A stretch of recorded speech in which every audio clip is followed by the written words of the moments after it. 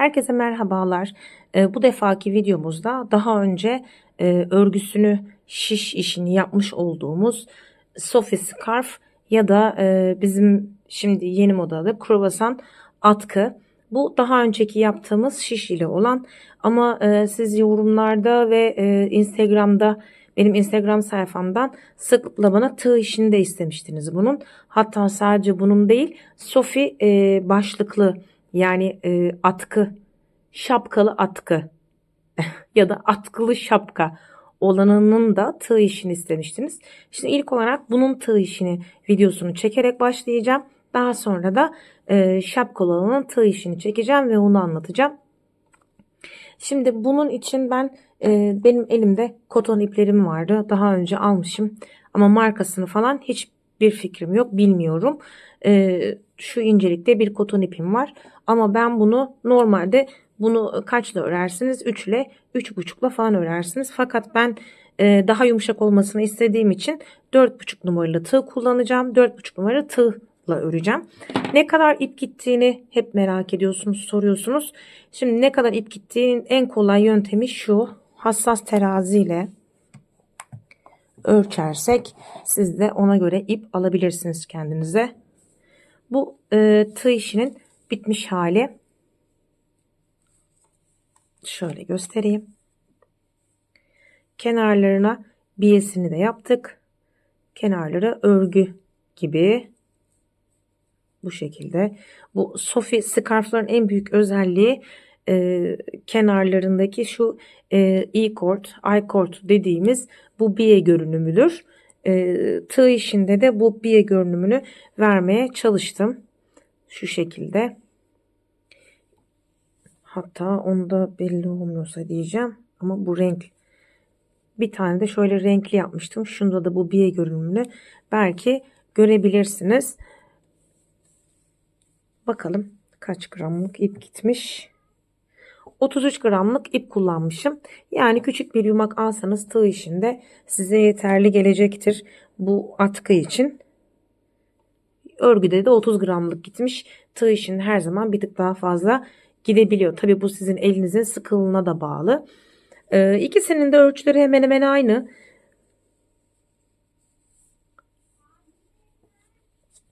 Şöyle daha tabi yıkanıp bloklanmadığı için, daha yeni yaptığımız için, yani şuradan çok rengi ve detayları görünebiliyor mu bilmiyorum ama sanki bana pek görünemiyormuş gibi geliyor.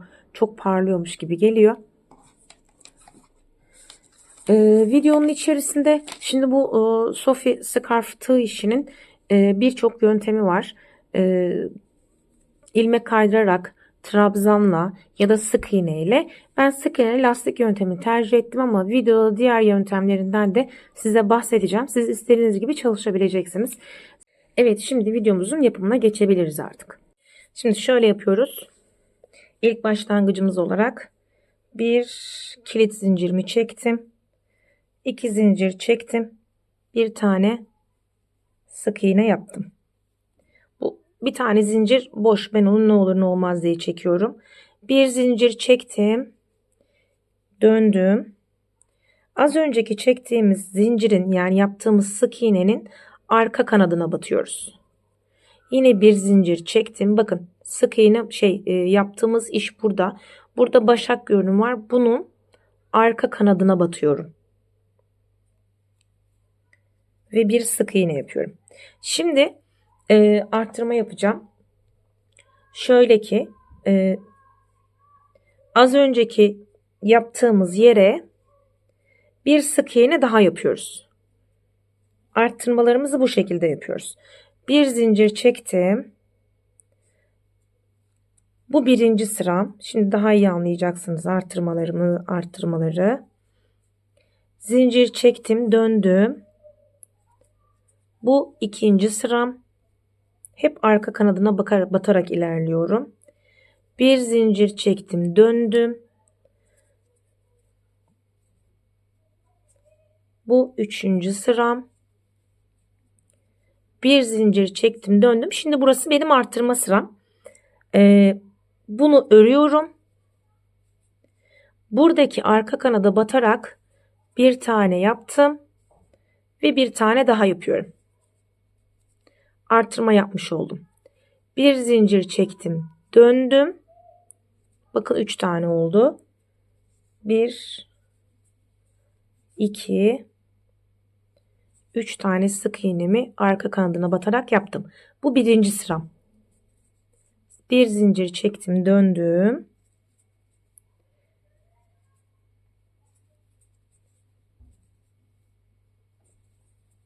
Bu ikinci sıram. Bir zincir çektim, döndüm. Bu üçüncü sıram.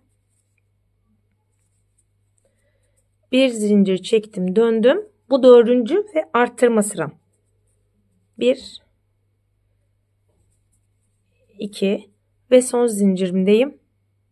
Bu zincire batarak bir sık iğne yaptım. Aynı yere battım. Bir sık iğne daha yaptım. Arttırmalarımızı hep aynı taraftan yapıyoruz. Bu taraftan değil, yoksa böyle zikzak olarak ilerler. Bu şekilde devam ediyoruz. Ta ki ne zamana kadar? Ben şurada biraz örüp ilerlettim.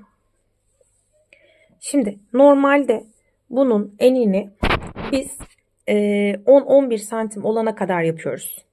Şu en kısmını. Fakat ben 9 santim ya da 10 santimde bırakacağım. Çünkü normal örgüde yaptığımız şu kenardaki i-cord dediğimiz, yani böyle biye görünümünü vermek için en son bir işlem yapacağım. Yani bu yaptığımız tığ işinde de aynı şekilde bu biye görünümünün olmasını istiyorum. Dolayısıyla onu da kenarına geçerken biraz daha genişlik kazanacak. O yüzden 9 santim ya da 10 santim olana kadar devam etmek istiyorum. Bakalım, burası bana yeterli. 9 santim gelmiş, bu yeterli. Bu tığ numarasıyla, yani 4,5 numara tığla ve bu elimdeki koton iple kaç sıra yapmışım? 1, 2, 3, 4, 5, 6, 7, 8, 9, 10, 11, 12, 13, 14, 15, 16, 17, 18, 19, 20, 21, 22, 23, 24, 25, 26, 27, 28, 29, 30, 31, 32, 33, 34, 35, 36, 37, 38, 39, 40 sıra. 40 sıra yapmışım. Şimdi yarısına kadar boyu ne kadar olmuş onu da söyleyeyim. Yaklaşık 45 santim. Şimdi bu yaptığımız arkasına batarak yaptığımız bir lastik yöntemi. O yüzden şöyle genişleme gösterecektir. Ama gene de bu 2 defa dolanmaz. Eğer ki 2 defa dolamak isterseniz, yani daha uzun olmasını isterseniz 4 sırada bir arttırma değil de 6 sırada bir arttırma yapabilirsiniz. Böylelikle daha yavaş yavaş genişleyecek ve boyu uzayacaktır. Ya da daha kısa çocuklar için çalışmak isterseniz 4 sırada bir değil de bir sıra örüp bir sıra arttırabilirsiniz. Bir sıra örüp bir sıra arttırma yapabilirsiniz. O zaman daha kısa olur. Şimdi bir şey daha göstermek istiyorum size. Bu bizim yaptığımız yöntemin dışında tığ işiyle normal örgü gibi örmek isterseniz eğer şöyle bir şey yapabilirsiniz. Yine aynı sayılar dediğim gibi değişmeyecektir. Aynı şekilde bir kilit zincire iki zincir çektim. Şimdi burada normal örgü gibi olmasını isterseniz eğer ilmek kaydıracağız. Böyle. Bir zincir çektim, döndüm. Bu kaydırdığım ilmeğin kanadının yine şu arka tarafına batarak, ama bu sefer sık iğne değil, ilmek kaydırma yapıyoruz. 2 Bunu 3 defa yapalım. Neyse, şimdi yine ilmek arttırmak, zincir arttırmak istersek 2 zincir çekip battım. Çektiğim 2 zincirin birincisinin içerisine batıyorum ve ilmeğimi kaydırıyorum. Zaten şurada da bir zincirim vardı. Onun da arka kanadına batıyorum. Bir zincir çektim, döndüm. Bu işlemi eğer ki bu şekilde yapmak isterseniz, yani sık iğne yöntemini değil de bu ilmek kaydırma yöntemini yapmak isterseniz, size tavsiyem ilmek kaydırmalarını da çok fazla sıkmamanız. Yoksa arka kanatlarına batarken zorlanırsınız. Bu düz örgü gibi oluyor. Şöyle göstereyim size nasıl olduğunu.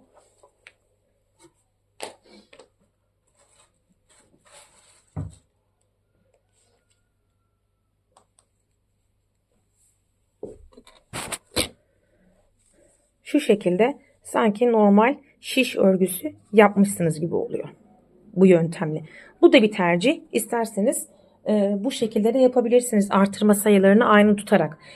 Atıyorum düz örgü değil de haroşa yapmak istiyorum. Ben tığ işiyle haroşa görünümü elde etmek istiyorum derseniz eğer, yine aynı yöntem. Şöyle birkaç tane zincir çekeyim ben. 4 diyelim mesela. İlk başta bir ilmeklerimizi kaydıralım.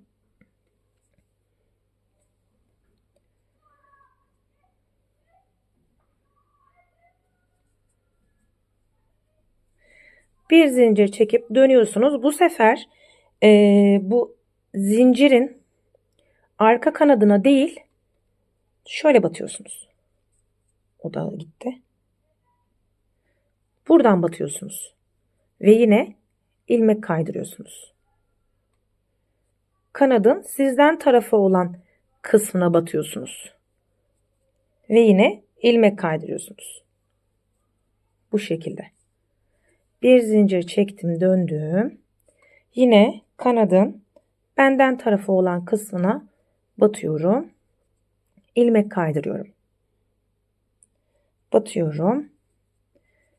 İlmek kaydırıyorum. Batıyorum. İlmek kaydırıyorum. Bu da örgüdeki haroşaya benzer bir şey olur. Tığ işiyle de haroşa böyle oluyor. Neyse, şimdi bu ekstra bilgilerden sonra devam edelim.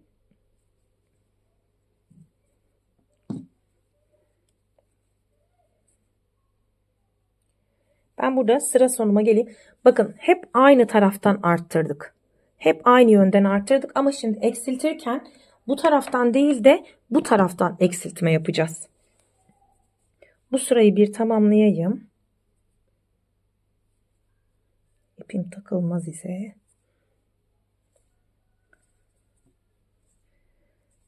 Koton ipi neden 4,5 numara tığlı örüyorum? Her videomda ben bunu söylüyorum. Tığ işinde ipleri ben şöyle tercih ediyorum. İpin üzerinde yazan numaradan her zaman yarım numara ya da 1 numara büyük tığlı örüyorum ki kazık gibi olmasın, biraz daha yumuş yumuş olsun. Hatta internette, yabancı kanallarda belki görmüşsünüzdür. Mohair ipleri bile 8 numara tığlarla örüyorlar ki bence bulut gibi puf puf çok güzel oluyor. Şimdi burada zaten arttırma sırama gelmişim. Bu tarafta şöyle yapacağım.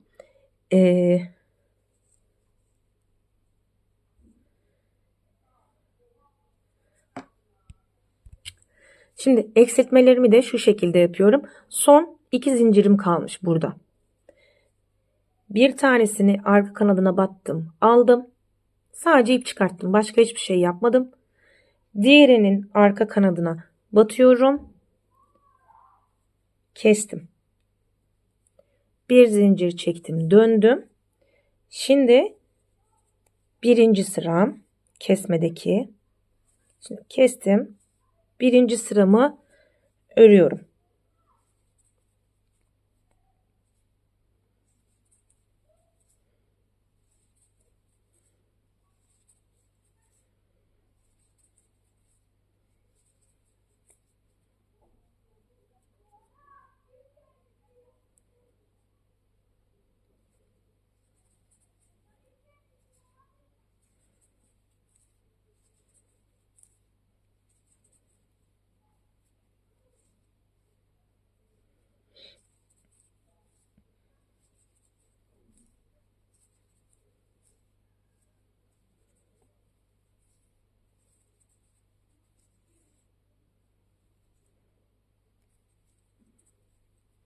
Bir zincir çektim, döndüm. İkinci sıramdayım.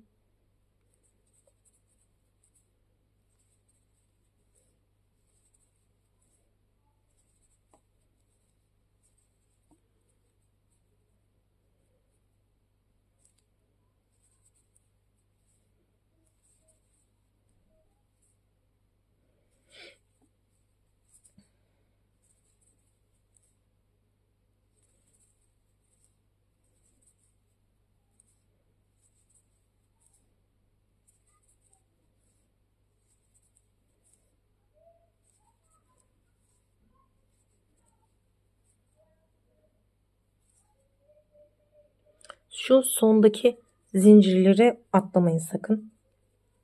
Döndüm. 3. sıram.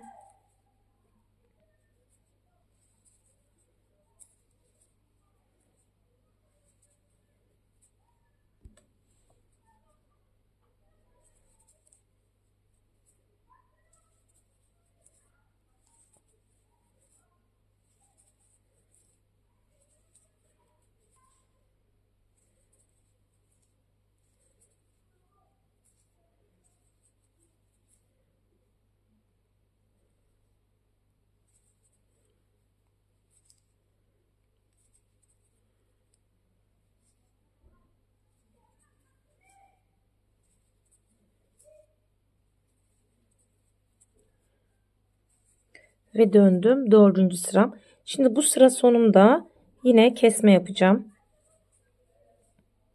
Son 2 zincirim kalana kadar örüyorum.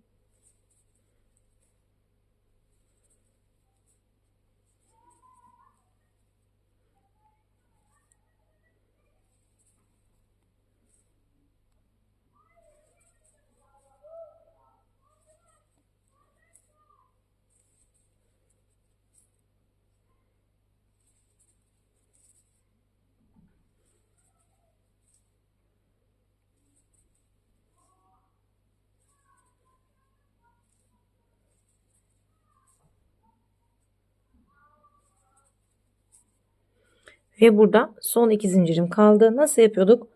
Battım, ip çıkarttım. Diğerini de battım, ip çıkarttım ve hepsini tek ördüm. Şimdi bunun arkasını dönüyoruz. 1. sıra 1, 2, 3, 4. sırada kesme yaparak aşağı doğru ilerliyoruz. Yalnız unutmayalım, kesmelerimizi arttırma yaptığımız taraftan değil diğer taraftan yapıyoruz. Biraz ilerleyelim, tekrardan görüşelim. Evet, sonuna geldim. Son 2 zincirim kaldı.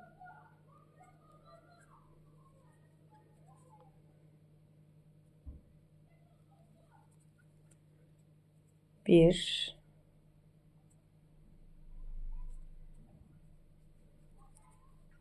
iki,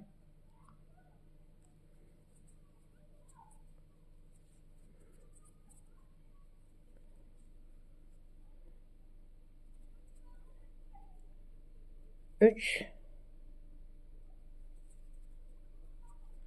ve 4. sıram. Bir zincir çektim, döndüm, ikisini çok sıkı çekmişim, ikisini bir kestim. Şimdi en başında da 3 defa bir zinciri böyle gidip gelmiştik. 1, 2 ve 3. Şimdi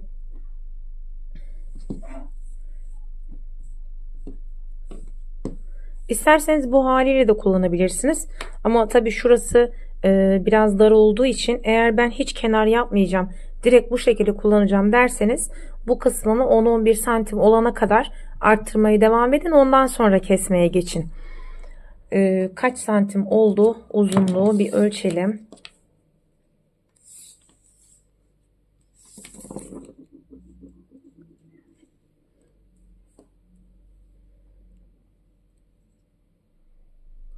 Şu haliyle 85 santim. Ama şunu da hesaba katın. Bu ördüğümüz bir lastik örgüdür ve esneme yapacaktır. Ben buna dediğim gibi daha önceki örgüde yaptığımız gibi bu biye kenarını geçmek istiyorum. Şu rengini biraz daha açayım da göstereyim. Şu biye kenarını geçmek istiyorum. Şu şekilde. Buna benzer bir şekilde yapmak istiyorum. Siz istemezseniz dediğim gibi direkt o şekilde de yapabilirsiniz. Yani biraz alternatifli gidiyorum. Şimdi bir zincir çektim. Kenarlarını biye yapacağım. Önce bir sık iğne yapıyorum. Yaptığım sık iğnenin şurasına batıyorum. Sonra şimdi dönmüş mü? Bir sonraki boşluğa batıyorum. ip çıkarıyorum. Buradan ilmek kaydırdım ve bir sık iğne daha yaptım. Bu sık iğnemin, bakın şu iki tane kanadı var ya, iki tane sık iğne, iki tane ipimiz oluştu sık iğnede. Şurasına batıyorum. Daha sonra gördüğüm boşluğa battım ve buradan ilkinden kaydırdım. Ve buraya yine sık iğne yapıyorum. Devam edelim. Battım. Şu boşluğa, bu teklileri geçtikten sonra nerelere batmamız gerektiğini göstereceğim size. İpimi doladım. Buradan kaydırdım. Ve sık iğnemi yaptım. Yine sık iğnemin burasına battım. Sonra boşluğa batıyorum. İp alıp çıkıyorum. Buradan ilmeğimi kaydırdım ve bir sık iğne yaptım. Sık iğnemin ilkine batıyorum. Boşluğa battım. İp aldım. Kaydırdım. Sık iğnemi yaptım. Şimdi bu kanada battıktan sonra tığımızda iki tane ip oluyor. Boşluğa battıktan sonra ip alıp çıkıyoruz. Ve bu iki ip, bir saniye, ipin bir tanesi arada kaynadı. Buraya battım. Şu anda iki tane var. Boşluğa battım. İp çıkarttım. İlk ipten geçirdim ve bir sık iğne. Bakın şu biye görüntüsünü oluşmaya başladı. Sanırım görüyorsunuz. Devam ediyorum. Battım. Şu esas yaptığımız yerlere kadar bir geleyim. Nerelere batmamız gerektiğini göstereceğim. Evet, şimdi sık iğnemdeki ilk ilmeğe battım. Yani sık iğnemdeki ilk ilmeği şöyle, sık iğnem, ilk ilmeğimi aldım. Şurada iki tane boşluğumuz var. Trabzan gibi oluşmuş. Tek kanadına batıyorum. İkisine bir değil. Tek kanadına batıyorum. Örüyorum.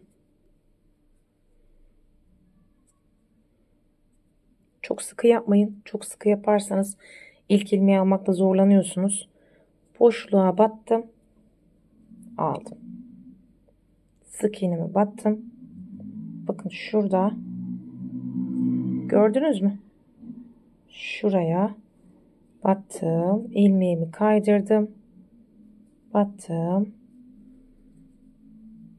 İlmeğimi kaydırdım.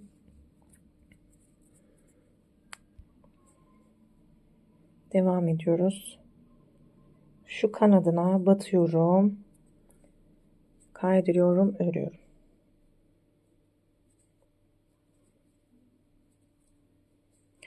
Bu şekilde bütün çevresini dolaşıyoruz ve bakın şöyle bir biye görüntüsü oluşturuyoruz. Hem de bu tümseklikleri de yok etmiş oluyoruz. Örgüdeki haroşaya da benziyor. Şu şekilde. Şimdi tamamlayalım. Bitmiş haline tekrardan görüşelim. Evet, tamamlandı. Şimdi bitmiş haline tam boyunu söyleyeyim size. Tam boyu 80 santim. Bakın şu kenarlarının. Bu tığ işi olan. Bu da örgü olan. Kenarlarını şöyle gösterebilirim. Bunun da pek bir farkı yok. Bence gayet güzel oldu. Ama bu sayıyla yaparsanız, yani bu artışla yaparsanız eğer, sadece bir kere dolayabilirsiniz boyuna. Yani boynunuza dolayıp bir düğüm atabilirsiniz. Daha uzun olmasını isterseniz, dediğim gibi birkaç kere dolamak isterseniz 6 ya da 8. sırada artırma yapmanız gerekmekte. Videoda her şeyden bahsettiğimi düşünüyorum. Aklınıza takılan bir şey olursa, herhangi bir sorunuz olursa yorumlarda belirtmeyi unutmayın lütfen. Beğenilerinizi ve yorumlarınızı bekliyorum. Kanalıma da abone olursanız çok çok mutlu olurum. Diğer projelerde görüşmek üzere. Hoşça kalın.